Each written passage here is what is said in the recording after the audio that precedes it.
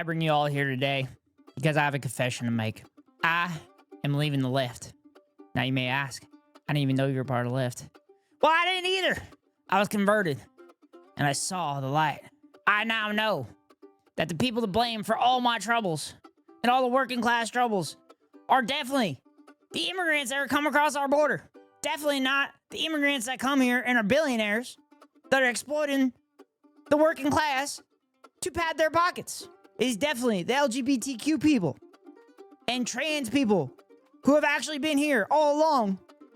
But right now it's currently a problem because the millionaires that are funded by billionaires said so.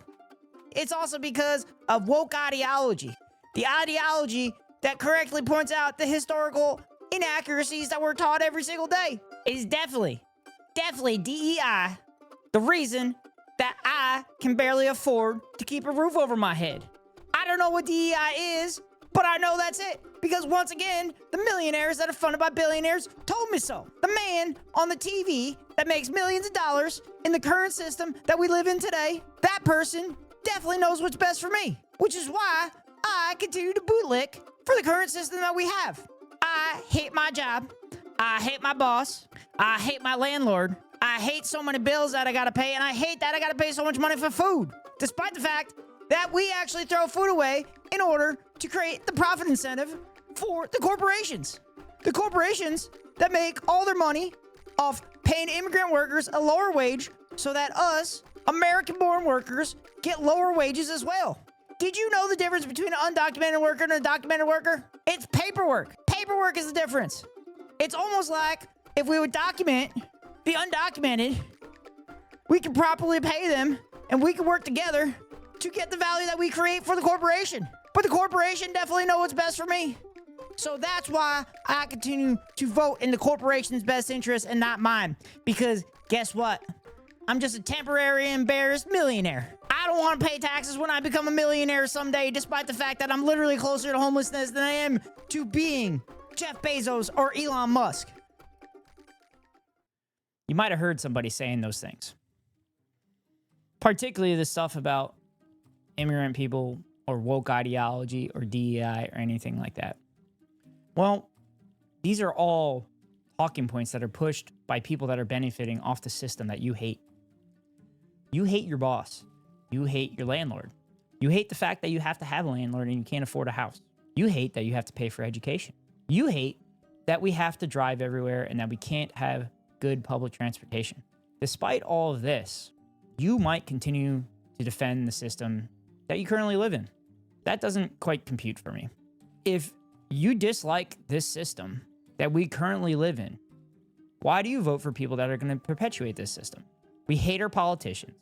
We know our politicians are crooked. We know our politicians are taking money from the wealthy. So why do we keep voting for these people instead of voting for people that are fighting against this system and trying to make the world a better place and make life easier for working class people?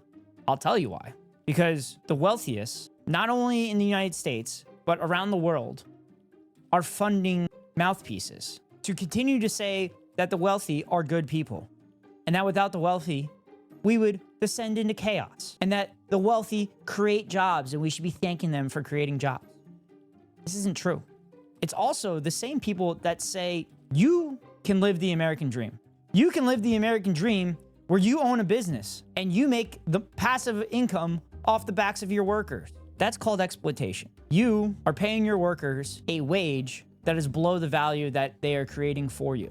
These millionaires that are funded by billionaires that you see on TV, on Fox News, CNN, MSNBC, CNBC, all of the mainstream media channels, they are just trying to divide you from the working class.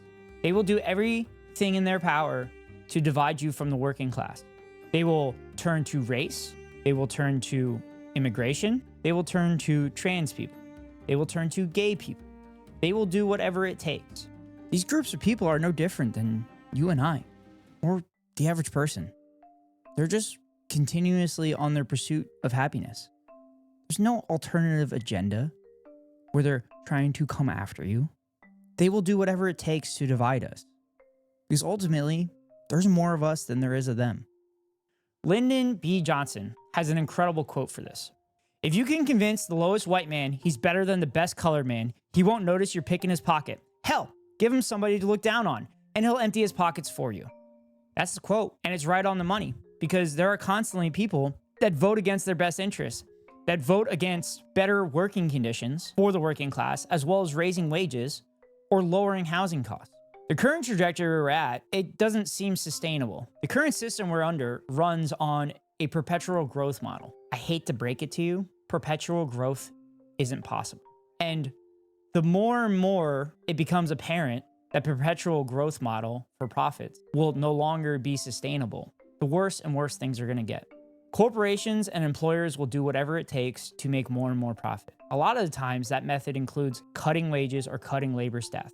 When they cut labor staff, they will put more work onto another worker and not pay that person more, despite the fact that they're increasing their job load. People that continue to defend the system will not benefit from it. We've seen it historically speaking. An average German person in the 30s and 40s saw a leader point to a boogeyman and said that the German country will prosper without that boogeyman. Do you think the average German person really benefited from eradicating the boogeyman? No, they didn't. A lot of young German people and Europeans in general ended up dead because of one little man's ideology that didn't have any foundation because it wasn't true. If you work as a society to take care of people's material conditions, things tend to kind of work out for themselves. If you provide education, you provide housing, you provide healthcare for people so that they can live their day-to-day lives with little to no stressors, things tend to flourish. The minimum wage has not moved in years. However, rents are rising faster than wages across the country. It is now impossible to rent a one-bedroom apartment anywhere in the country on minimum wage. The person that created the minimum wage, Franklin Delano Roosevelt, said, "It seems to me equally plain that no business which depends for existence on paying less than living wages to its workers has any right to continue in this country. By business, I mean the whole of commerce as well as the whole of the industry. By workers, I mean all workers, the white-collar class as well as the men in overalls. And by living wages, I mean more than a bare subsistence level. I mean the wages of decent living." The person that literally passed the minimum wage in the United States says that if your business does not pay your workers a living wage, your business should not exist. I don't think that's a crazy thought. But we have people that are small business owners that will do everything in their power to make sure that their business continues, which is why they will take reactionary tactics to ensure that the system we currently live in continues, because they have benefited from that system because they can exploit their work. And they know if their business fails, they go back into the labor pool. And they know people like them who treat their workers poorly employ those laborers, which is why they hang on so hard and continue to perpetuate the system that we currently live in, because they believe that they are just a temporarily embarrassed millionaire. It's just not the case. Even if you are a multi-millionaire, you are still closer to being homeless than you are to being the next billionaire. $1 billion is so much money that so many people have done visualizations to prove this fact to people. Politicians say that they are against the current system and that they will help working class people, despite the fact that their actions literally continue to perpetuate this system. It reminds me of a quote from Martin Luther King Jr. from his letter from Birmingham jail. "I must make two honest confessions to you, my Christian and Jewish brothers. First, I must confess that over the past few years, I have been gravely disappointed with the white moderate. I have almost reached the regrettable conclusion that the Negro's great stumbling block in his stride toward freedom is not the white citizens' counselor or the Ku Klux Klaner, but the white moderate, who is more devoted to order than justice, who prefers a negative peace, which is the absence of tension, to a positive peace, which is the presence of justice, who constantly says, 'I agree with you in the goal you seek.' Lukewarm acceptance is much more bewildering than outright rejection." Martin Luther King Jr. here is saying that people's freedom are not on a timetable, that they don't follow your convenience, that it's almost better to get the outright racism from a Ku Klux Klaner than a moderate saying, "Oh, honey, I'm talking. Yeah, your cause is good, but I'm talking." Why do we keep voting these people in? Life isn't getting better. Since the 1980s, production has skyrocketed, but wages haven't really moved much. Where do you think that extra value has gone? It has gone to the upper 1%, and they are doing better now than they've ever done in the history of the United States. There was another period of time when this happened. It was the time leading up to the Great Depression. And then working class people and unions propelled a man that eventually passed several policies that became the New Deal. The New Deal became the basis for the United States to prosper and to become the wealthiest country in the world. And over this period of time of the New Deal, the middle class was expanded so much and the American dream actually lived. And then someone came in and took a wrecking ball to all of that and took the underlying racism within the country and spun that in a way that would benefit their wealthy benefactors. That's the person that called welfare queens and said that education should actually be privatized. Well, Ronald Reagan wanted to curb political speech and protests that were occurring on the campuses of the University of California. So Ronald Reagan believed, oh, we can do that by no longer making education free. He also was told by an advisor, we are in danger of producing an educated proletariat. Why was this advisor telling Ronald Reagan this? Because an educated proletariat would realize that they are being exploited by their employers and corporations. And not only would they realize that they're being exploited by their employers and corporations, but they would demand the value that they create. For those employers and corporations would no longer be as wealthy. There is a myth that a CEO works harder than the average person within a corporate structure. However, I doubt that a CEO is working about 300 times harder than the average person in a company. If you think a CEO is working 300 times harder than the average person within a company, I got a bridge to sell you. So what's the whole reason that I made this video? I made this video because I want you to think about, are you defending the system that you're currently living in? The one that's making it difficult for you to put food on the table, that's making it difficult to put a roof over your head, that's making it difficult to be able to have the freedom to do what you would like to do, to live the life that you want to live, to own a property that you can do what you want with and not kowtow to a landlord who sees no reason to lower the rent for you, to make life easier for you, to put a down payment for a house. I want you to ask yourself, why am I continuing to vote for people that are perpetuating the system that I live in? Why am I a bootlicker to every cop that is defending the current system? Why am I saying that that protester over there deserves to get beat up by a cop, despite the fact that they're advocating for policies that's going to make my life easier? Why am I defending Elon Musk? Why am I defending a billionaire that I'm never going to meet and is never going to give a shit about me? Why am I defending a billionaire that is profiting off my back-breaking labor? Why am I defending a company that as soon as I leave, they're going to replace me and they're not going to think about me ever again? I'm just saying, I think it's time that people organize together with working class people to no longer allow the millionaires that are funded by billionaires on TV to tell us, oh, that person over there is a different skin color. Immigrants are taking your jobs, but at the same time, they're lazy and they're collecting welfare, which they can't collect because they're not documented. Ask yourself, why do they continue to divide us along whatever lines that they could find? Do you think it might be because they realize there's more of us working class people than there is of the wealthy?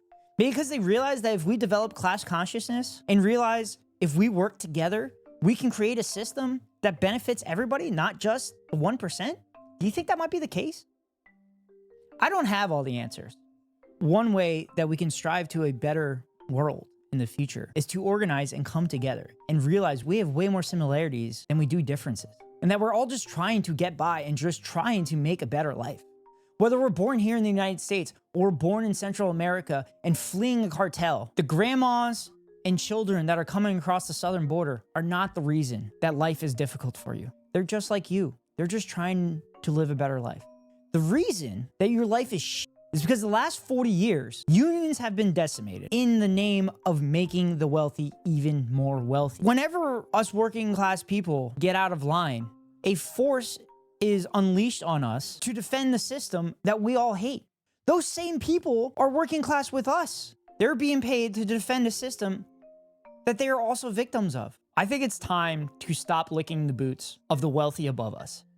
I think it's time to organize together, protect one another, to know our rights, to understand there are more working class people in this world than there are the people that are controlling the strings of the systems that we currently are being oppressed by. I know I'm not the only one that thinks this stuff. I know you have neighbors, you have family members that say these same things, but continue to vote for people that are perpetuating the system that we live in. I think it's time to start having conversations with people.